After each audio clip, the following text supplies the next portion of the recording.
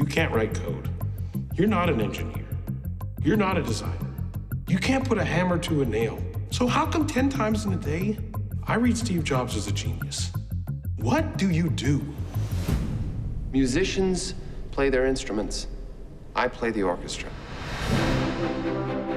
This movie's about the person and his personal dealings with people, what he kept inside of himself, where he might have been coming from. What if, instead of it being in the right hands, it was in everyone's hands? From when we started Apple, he was going to be the person in control, running things in the suits, representing the company, the face of the company. The plan will reveal itself to you when you're ready to see it. Steve was not a technical person. He was building a machine that he wanted for himself, one that was so easy and you could just look at it. You could actually do things without having to learn all the structure and math and computer stuff.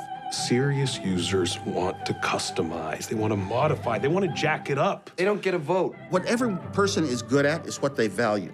And I value engineering. I was really good at it. But Steve, how could he contribute to a product?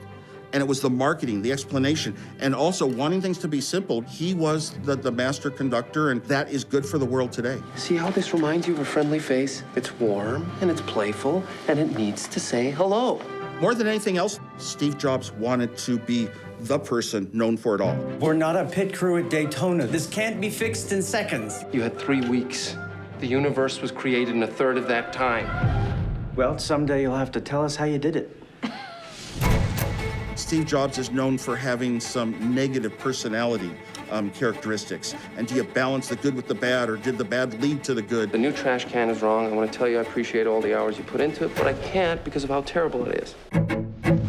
I think history's going to remember him as one of those great technical leaders of all time, just like Edison. He might also be remembered for his negative personality. I think that's going to go with his legacy forever. But he led the world in the future, and everybody else then would follow once they saw it. Look at their faces when they see what it is. They won't know what they're looking at or why they like it, but they'll know they want it.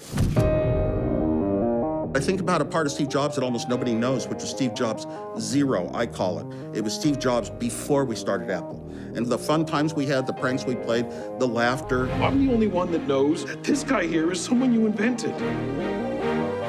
He really, quite a bit, manipulated his own legacy. Any chance I can get you to go out there instead of me? I love you, Steve. I love you too, Oz.